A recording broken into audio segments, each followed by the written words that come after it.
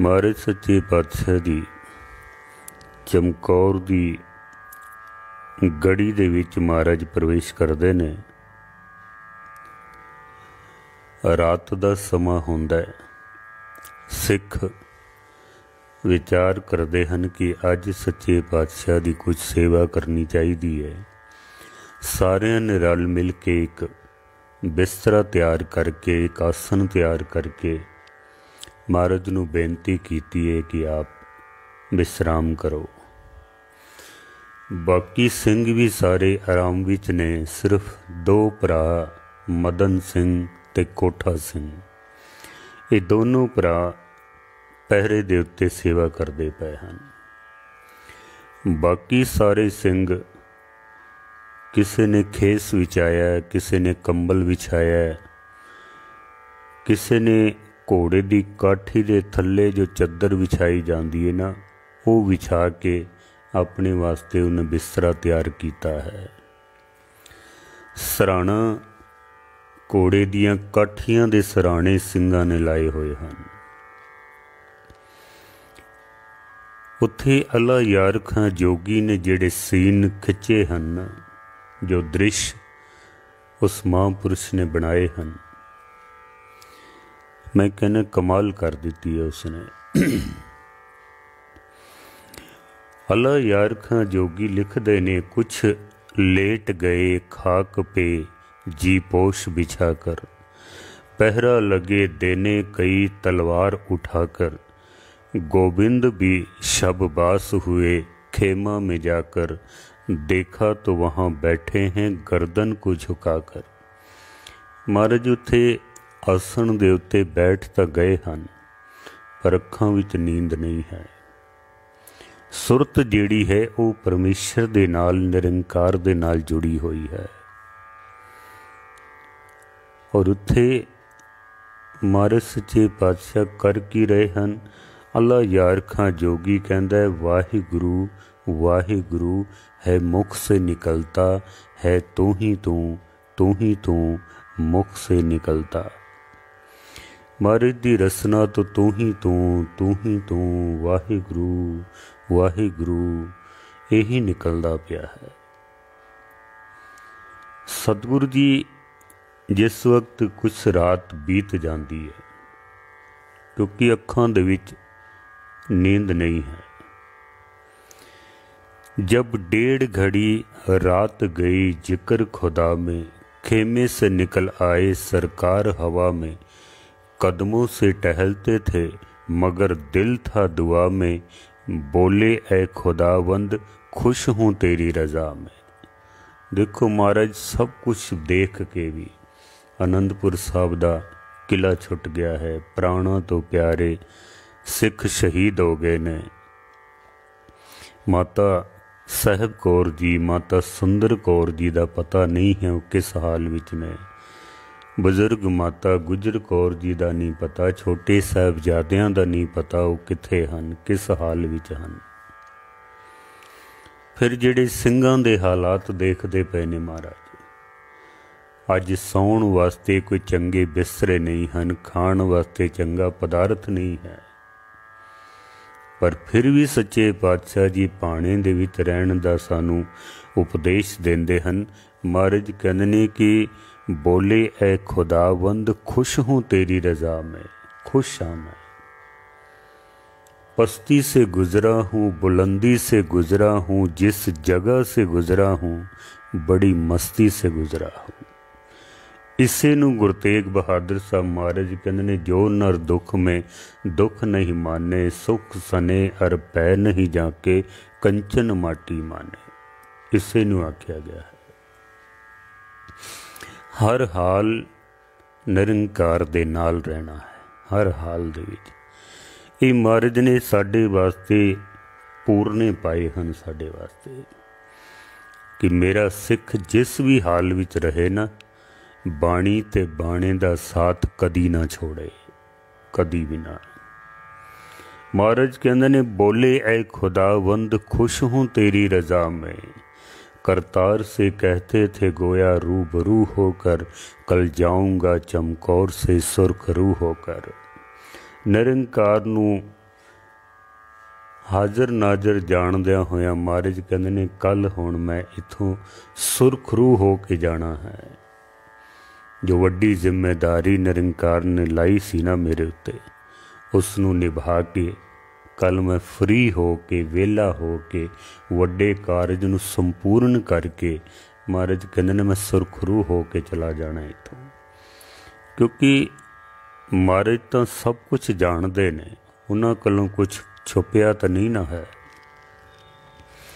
ਸਤਿਗੁਰ ਜੀ ਕੁਝ ਕਦਮ ਅੱਗੇ ਚੱਲਦੇ ਹਨ, ਸਿੱਖਾਂ 'ਤੇ ਨਜ਼ਰ ਮਾਰਦੇ ਨੇ।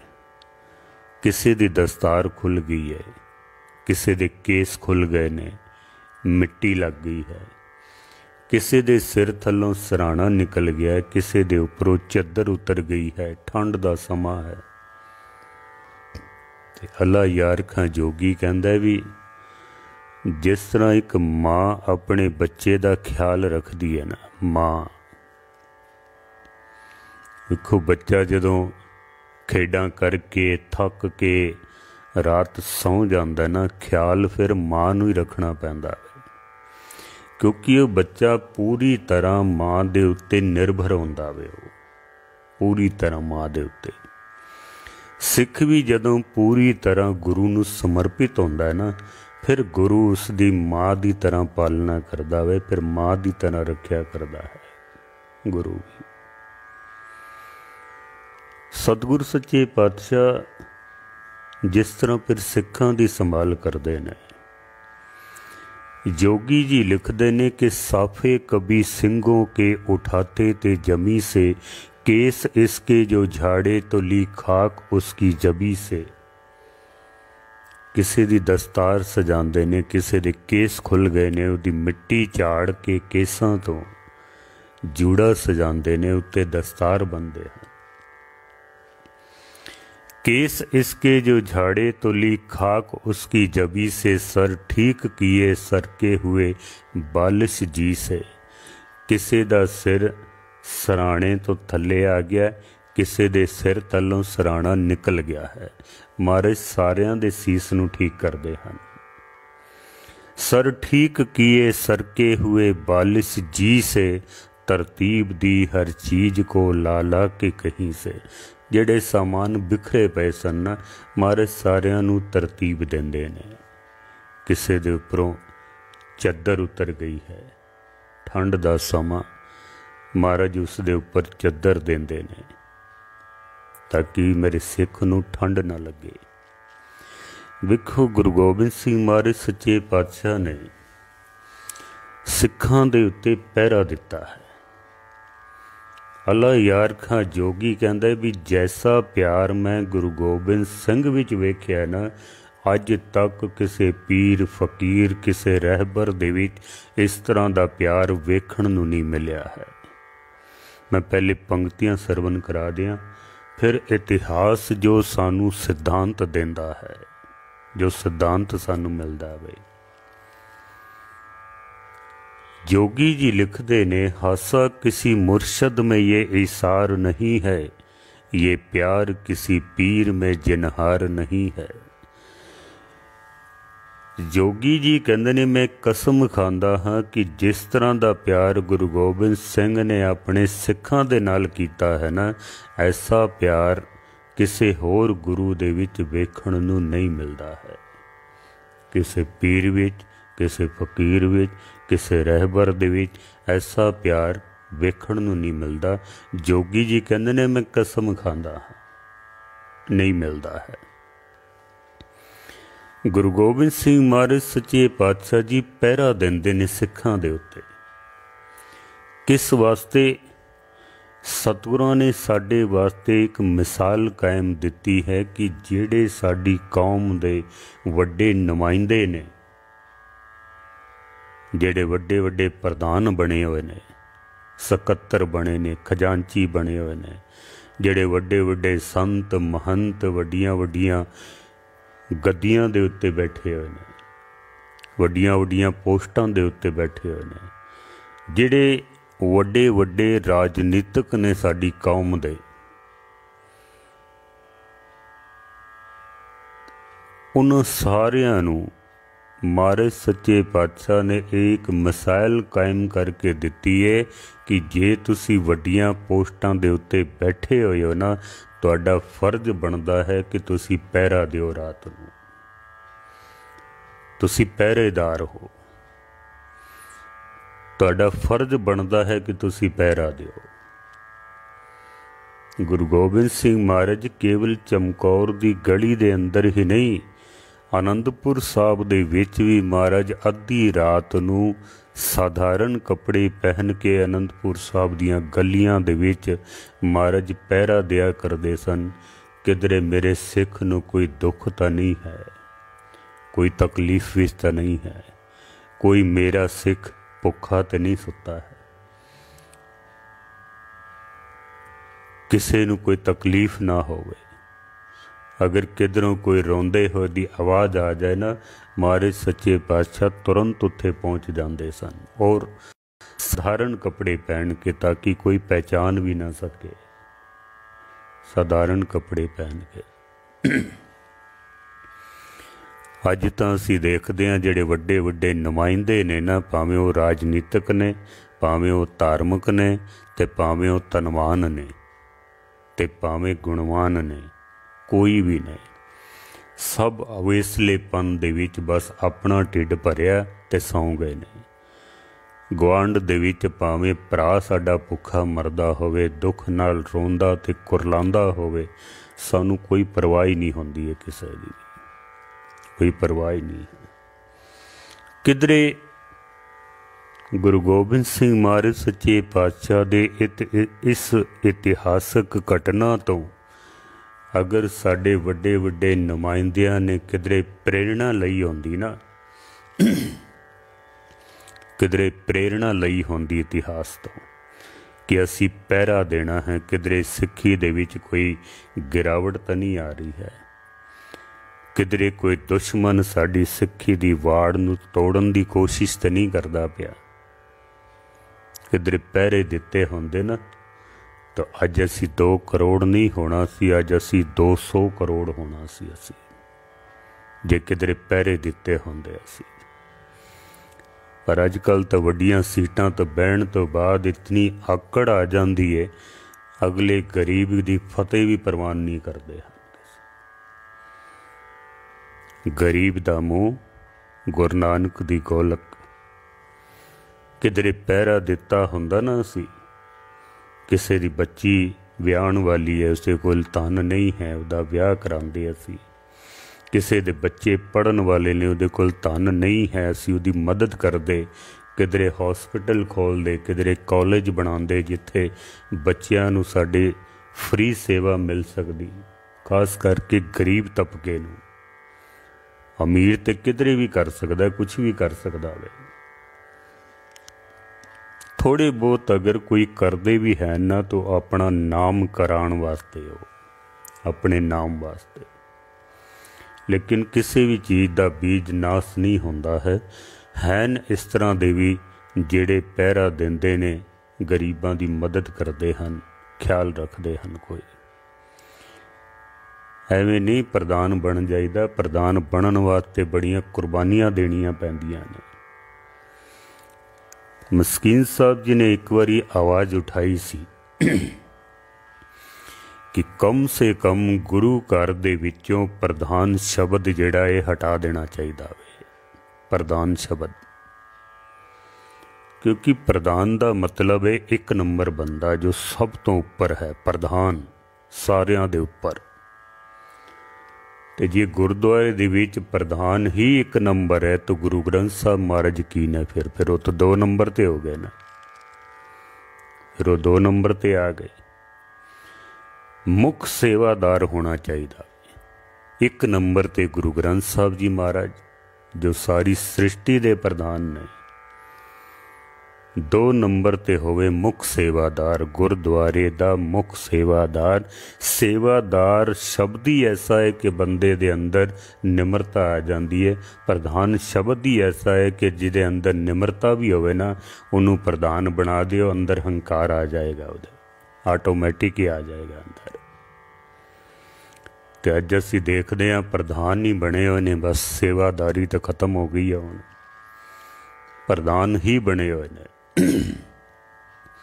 ਇੱਥੋਂ ਤੱਕ ਕਿ ਫਿਰ ਗੁਰੂ ਦੀ ਮਰਿਆਦਾ ਨੂੰ ਵੀ ਕੁਛ ਨਹੀਂ ਸਮਝਦੇ ਤੇ ਗੁਰੂ ਨੂੰ ਵੀ ਕੁਝ ਨਹੀਂ ਸਮਝਦੇ ਹਨ। ਫਿਰ ਗੁਰੂ ਦੇ ਪ੍ਰਚਾਰਕਾਂ ਨੂੰ ਕੁਝ ਨਹੀਂ ਸਮਝਦੇ, ਗੁਰੂ ਦੇ ਵਜ਼ੀਰਾਂ ਨੂੰ ਕੁਛ ਨਹੀਂ ਸਮਝਦੇ ਹਨ। ਫਿਰ ਇੰਜ ਤੂੰ ਕਰਕੇ ਬੋਲਦੇ ਨੇ ਤੇ ਸਟੇਜਾਂ ਤੇ ਬੋਲਣਗੇ ਵੀ ਇਹ ਗੁਰੂ ਘਰ ਦੇ ਵਜ਼ੀਰ ਨੇ। ਖੈਰ ਮੈਂ ਇਸ ਪਾਸੇ ਨਾ ਜਾਵਾਂ ਬਹੁਤਾ। ਗੁਰੂ ਗੋਬਿੰਦ ਸਿੰਘ ਮਹਾਰਾਜ ਸੱਚੇ ਪਾਤਸ਼ਾਹ ਜੀ ਪਹਿਰਾ ਦਿੰਦੇ ਨੇ, ਸਿੱਖਾਂ ਦੀ ਸੰਭਾਲ ਕਰਦੇ ਨੇ, ਕਿਉਂਕਿ ਗੁਰੂ ਦਾ ਇੱਕ ਰੂਪ ਨਹੀਂ ਹੈ। ਗੁਰੂ ਤੂੰ ਮੇਰਾ ਪਿਤਾ, ਤੂੰ ਹੈ ਮੇਰਾ ਮਾਤਾ, ਤੂੰ ਮੇਰਾ ਬੰਧਪ, ਤੂੰ ਮੇਰਾ ਭਰਾਤਾ, ਤੂੰ ਮੇਰਾ ਰਾਖਾ, ਸਭਨੀ ਥਾਈ ਤਾਂ ਪਾਉ ਕਿਹਾ ਕਾੜਾ ਜੀਓ। ਗੁਰੂ ਤਾਂ ਮਾਂ ਵੀ ਹੈ, ਪਿਤਾ ਵੀ ਹੈ, ਭਰਾ ਵੀ ਹੈ, ਮਿੱਤਰ ਵੀ ਹੈ। ਉਹਦੇ ਨਾਲ ਅਸੀਂ ਕਈ ਰਿਸ਼ਤੇ ਜੋੜ ਸਕਦੇ ਹਾਂ। ਗੁਰੂ ਗੋਬਿੰਦ ਸਿੰਘ ਮਹਾਰਾਜ ਸੱਚੇ ਪਾਤਸ਼ਾਹ ਜੀ ਜਿਸ ਵਕਤ ਸਿੰਘਾਂ ਦੇ ਉੱਤੇ ਨਜ਼ਰ ਮਾਰਦੇ ਨਾ, ਤਾਂ ਮਹਾਰਾਜ ਫਿਰ ਸਿੱਖਾਂ ਦੇ ਮਸਤਕ ਦੇਖਦੇ ਹਨ, ਉਹਨਾਂ ਦੇ ਹੱਥ ਦੇਖਦੇ ਨੇ। ਮਹਾਰਾਜ ਤਲਵਾਰਾਂ ਚਲਾ ਚਲਾ ਕੇ, ਕਿਰਪਾਨ ਚਲਾ ਚਲਾ ਕੇ, ਜੰਗ ਲੜ ਲੜ ਕੇ ਹੱਥਾਂ ਦੇ ਵਿੱਚ ਛਾਲੇ ਪੈ ਚੁੱਕੇ ਨੇ। ਛਾਲੇ ਫੁੱਟ ਕੇ ਠੰਡ ਦੇ ਨਾਲ ਆਕੜ ਕੇ ਜ਼ਖਮ ਬਣ ਗਏ ਨੇ। ਉਹਨਾਂ ਜ਼ਖਮਾਂ ਦੇ ਵਿੱਚੋਂ ਰਾਤ ਸੁੱਤੇ ਪਿਆਂ ਵਿੱਚੋਂ ਖੂਨ ਪਿਆ ਸਿਮਦਾ ਵੇ।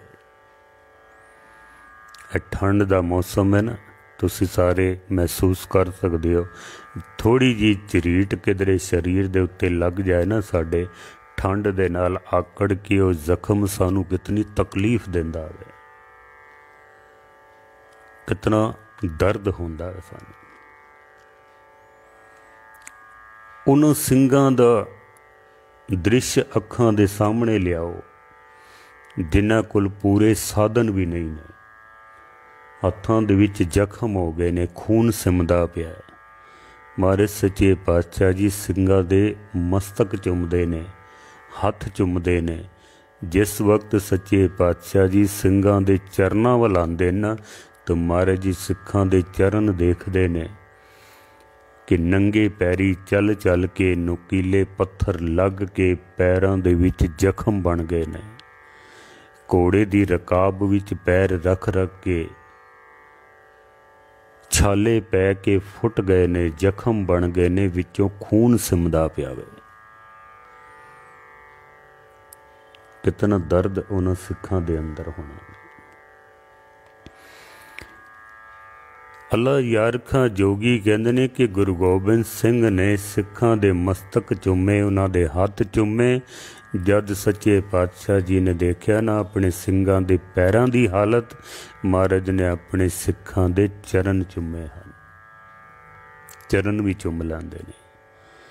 ਅੱਲਾ ਯਾਰਖਾਂ ਜੋਗੀ ਨੇ ਫਿਰ ਇਸ ਸੀਨ ਨੂੰ ਜਿਸ ਤਰ੍ਹਾਂ ਉਹਨਾਂ ਨੇ ਬਿਆਨ ਕੀਤਾ ਹੈ ਨਾ, कहते ने जिन सिंहों ने कल मौत के साहिल था उतरना, कल सुबह था जिन खालसों ने जंग में मरना, बाली से शहीदों के हुआ जब के गुजरना, इस जान से मुश्किल हुआ इस जान से कदम आगे को धरना। महाराज ने जदों सिखां दे हथ देखे ने, पैर देखे ने, महाराज दे कदम फिर अगे नहीं वधे, फिर उत्थे रुक गए ने। कैसी हालत होनी है सिखां दी। सतगुरु मेरे पातशाह सच्चे पातशाह जी अल्लाह यारखां जोगी कहंदा चूमा कभी हलकूम दहन चूमने बैठे, जब पाईती आए तो चरण चूमने बैठे। महाराज ने सिखां दे मस्तक चुमे ने। गल दे विच साडे जो साह रग होंदी है ना, जो साडे शरीर दा सब तो कीमती हिस्सा है, ਜਿਹਦੇ ਨਾਲ ਸਾਡੇ ਸਵਾਸ ਚੱਲਦੇ ਨੇ, ਸਤਿਗੁਰ ਸਿੱਖਾਂ ਦੀ ਸਾਹ ਰਗ ਚੁੰਮਦੇ ਹਨ, ਹੱਥ ਚੁੰਮਦੇ ਨੇ। ਜਬ ਪਾਈਤੀ ਆਏ ਤੋ ਚਰਨ ਚੂਮਨੇ ਬੈਠੇ। ਮਹਾਰਾਜ ਨੇ ਸਿੱਖਾਂ ਦੇ ਫਿਰ ਚਰਨ ਵੀ ਚੁੰਮੇ ਹਨ। ਇਹ ਕੇਵਲ ਕਿਸੇ ਕਵੀ ਦੀ ਕਲਪਨਾ ਨਹੀਂ ਹੈ। ਦੋ ਗੱਲਾਂ ਨੇ ਇੱਕ ਤਾਂ ਗੁਰੂ ਗੋਬਿੰਦ ਸਿੰਘ ਮਹਾਰਾਜ ਸੱਚੇ ਪਾਤਸ਼ਾਹ ਜੀ ਦੀ ਨਿਰਮਾਣਤਾ ਹੈ ਕਿ ਕਿਤਨੀ ਨਿਰਮਾਣਤਾ ਉਹਨਾਂ ਦੇ ਅੰਦਰ ਸੀ। ਅਹੰਕਾਰ ਲੇਸ ਮਾਤਰ ਵੀ ਨਹੀਂ ਹੈ। ਦੂਸਰਾ, ਗੁਰੂ ਗੋਬਿੰਦ ਸਿੰਘ ਨੇ ਇੱਕ ਦਿਨ ਖਾਲਸੇ ਨੂੰ ਇਹ ਰੁਤਬਾ ਦਿੱਤਾ ਸੀ कि खालसा गुरु, गुरु खालसा कहो मैं अब, जैसे गुरु नानक जी अंगद को कीन्यो। जिवें गुरु नानक साहब ने गुरु अंगद देव जी नूं गुरु बनाया सी ना, इस तरह मैं खालसे नूं गुरु बनाया है। ते जे खालसा गुरु है, गुरु गोबिंद सिंह महाराज अपने आप नूं सिख मनदे हन ते अपने गुरु दे चरण चुमना कोई गलत बयानी नहीं है। चूमा कभी हलकूम दहन चूमने बैठे, जब पांति आए तो चरण चूमने बैठे। गुरु नानक सच्चे पातशाह जी गुरबाणी विच फिर इस दे उत्ते मोहर लांदे हन। महाराज कहंदे ने, बद वक्त हम चू वकील गाफल, बेनजर बेबाक, नानक बुगोयद जन तुरा, तेरे चाकरां पा खाक। महाराज कहते ने, मैं तेरे चाकरां दे चरनां दी खाक हाँ। मैं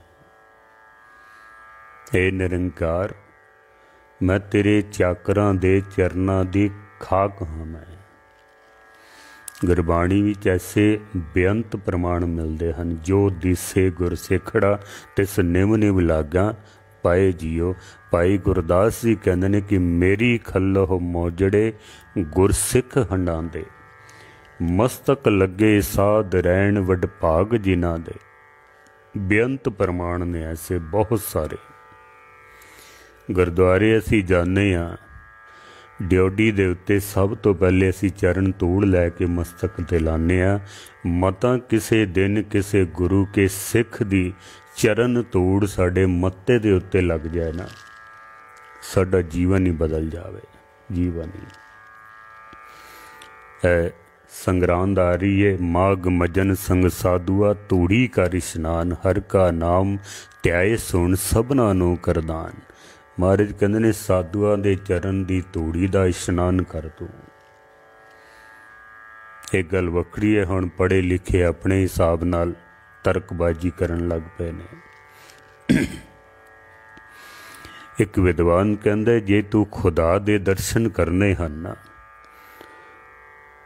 सिर्फ दर्शन ही नहीं, जे तू खुदा दे आखिरी दर्शन करने हैं तो ये विद्वान लिखदा वे, कहंदा सुरमा कुन तो खाक औलिया, ताबा बीनी इफ्त दाता इंतहा। कहंदा जे रब दे दर्शना दी इंतहा नूं तू तकना चाहना है तो फिर सुरमा कुन तो खाक औलिया। औलिया कहंदे ने जिदे चरण रब तक पहुँचे होन, उहदे चरनां दी खाक लैके उहदा सुरमा बना के ते अपनियां अखां दे विच पा। जिहड़े अहंकार दे पड़दे तेरियां अखां दे उत्ते पए होए ने ना, वो पड़दे तेरे दूर हो जाणगे। परमात्मा दे खुदा दे तैनूं आखिरी दर्शन हो जाणगे, संपूर्ण दर्शन।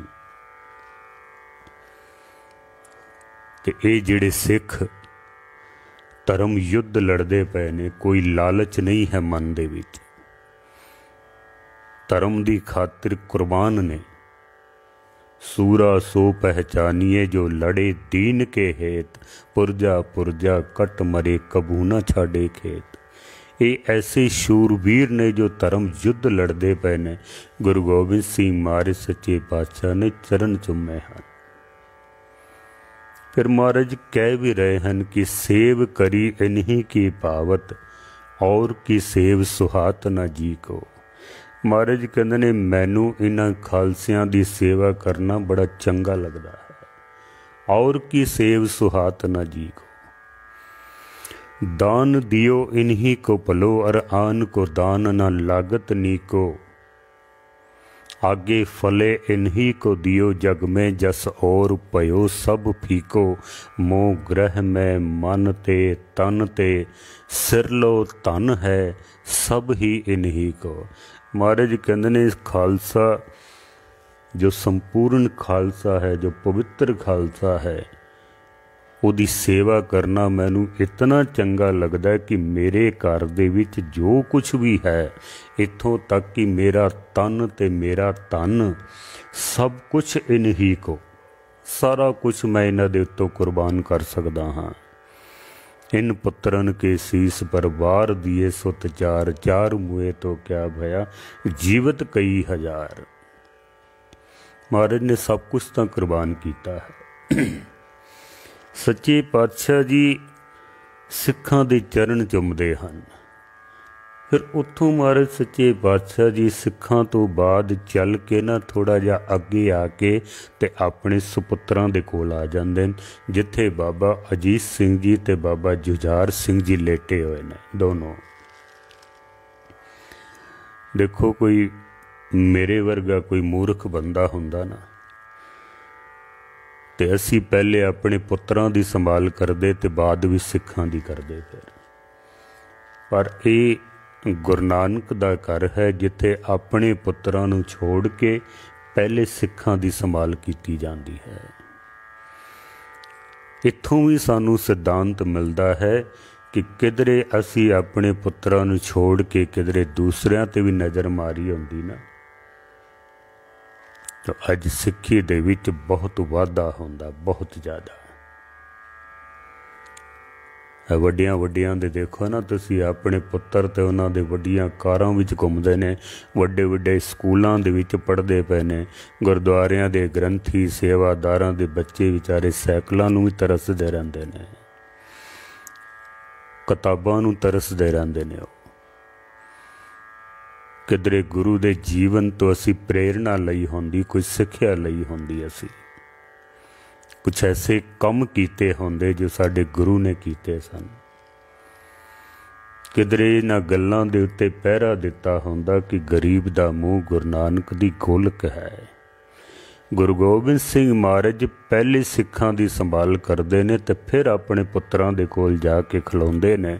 ਦੋਨੋਂ ਹੀ ਸੁਪੁੱਤਰ ਮਹਾਰਾਜ ਦੇ ਜ਼ਮੀਨ ਦੇ ਉੱਤੇ ਲੇਟੇ ਹੋਏ ਨੇ, ਗੁਰੂ ਦੇ ਸਾਹਿਬਜ਼ਾਦੇ। ਮਹਾਰਾਜ ਸੱਚੇ ਪਾਤਸ਼ਾਹ ਜੀ ਆਪਣੇ ਪੁੱਤਰਾਂ ਦੇ ਨਾਲ ਮਨ ਹੀ ਮਨ ਵਿੱਚ ਜੋ ਗੱਲਾਂ ਕਰਦੇ ਨੇ, ਕਿਉਂਕਿ ਉਹ ਤਾਂ ਸੁੱਤੇ ਹੋਏ ਨੇ, ਸਤਿਗੁਰ ਦੇ ਮਨ ਵਿੱਚ ਜੋ ਖਿਆਲ ਬਣਦੇ ਨੇ ਨਾ, ਅੱਲਾ ਯਾਰਖਾ ਜੋਗੀ ਨੇ ਉੱਥੋਂ ਤੱਕ ਉਹਨਾਂ ਖਿਆਲਾਂ ਨੂੰ ਪਕੜਨ ਦੀ ਕੋਸ਼ਿਸ਼ ਕੀਤੀ ਹੈ। ਕਿਤਨੀ ਸ਼ਰਧਾ ਹੋਵੇਗੀ ਉਸ ਮਹਾਂਪੁਰਖ ਦੀ, ਕਿਤਨੀ ਬਾਰੀਕ ਸੁਰਤ ਹੋਣੀ ਹੈ ਉਹਦੀ ਗੁਰੂ ਦੇ ਚਰਨਾਂ ਨਾਲ ਜੁੜੀ ਹੋਈ। ਅੱਲਾ यारखा जोगी लिखते ने कि सोए हुए बच्चों से कहा सर को पकड़ कर, चल दोगे कल अब्बा को मुश्किल में जकड़ कर, थी जिंदगी लिखी किस्मत ने उजड़ कर, फिर मिलने का वादा तो किए जाओ बिछड़ कर। गल्लां करवा रहे हैं कि सोए हुए बच्चों को कहा सर को पकड़ कर, बच्चियां दे कोल खलो के ते गलबात करते पे ने। चल दोगे कल अब्बा को मुसीबत में जकड़ कर, क्योंकि महाराज सारा अगला आने वाला समा सब जानते ने सच्चे पातशाह। कट कट के अंतर की जानत, भले बुरे की पीर पछानत। चल दोगे कल अब्बा को मुसीबत में जकड़ कर, थी जिंदगी लिखी किस्मत ने उजड़ कर, फिर मिलने का वादा तो किए जाओ बिछड़ कर। कल तुसां बिछड़ जाना है, एक बारी फिर मिलन दा वादा ते करके जाओ ना मेरे नाल। थे चार अब दो ही, शहर ये भी ना होंगे, हम शुक्र करेंगे जो अगर ये भी ना होंगे। शहर कहंदे ने सवेर नूं। कल मैं चार पुत्तर लैके चलिया सां, अज मेरे कोल दो ही ने, ते कल जदों 22 दिसंबर दा दिन चढ़ना है ना, तुसी दोनों ने भी शहीद हो जाना। पर महाराज कहंदे ने थे चार अब दो ही, शहर ये भी ना होंगे, हम शुक्र करेंगे जो अगर ये भी ना होंगे। जे कल तुसी भी शहीद हो गए ना, महाराज कहंदे ने मैं फिर भी शुकराना ही करांगा, मैं शुक्र करांगा। मैं गुरु गोबिंद सिंह महाराज सच्चे पातशाह फरमाते थे कल दोनों ही परवान चढ़ोगे। सतगुरों नूं पता है कल आउण वाला कैसा समा है। फरमाते थे कल दोनों ही परवान चढ़ोगे, दुख भोगेंगे हम खुल्द में तुम चैन करोगे, होते ही शहर दाग जुदाई हमें दोगे। शहर कहंदे ने सवेर नूं, दाग जुदाई कहंदे ने जुदाई दे जख्म, विछोड़े दा दुख। होते ही शहर दाग जुदाई हमें दोगे, सुपने में खबर आके कभी बाप की भी लोगे। अल्लाह यार खां जोगी गलबात करवा रहे हैं पिता पुत्र दी, भी कल तुसां भी चले जाना में, विछोड़े दा दुख पै जाना में। सुपने में आके खबर कभी बाप की भी लोगे, भी कदी सुपने में ही आके पूछोगे भी सही कि पिता जी तुहाडा की हाल है। कैसा दृश्य बनाया है अल्लाह यार खां जोगी ने। फिर महाराज बड़े प्यार नाल कहंदे ने, ए प्यारे अजीत, ए मेरे जुझार प्यारे, हम कहते हैं कुछ सुनते हो दिलदार प्यारे। अपने पुत्रां नूं संबोधन हो के महाराज सच्चे पातशाह जी आवाज़ मारदे ने भी ए अजीत, ए जुझार, कुछ सुनते हो मैं की बोलदा पिया वां। फिर सतगुरु सच्चे पातशाह जी जब सीस वल आ गए ना साहिबजादियां दे,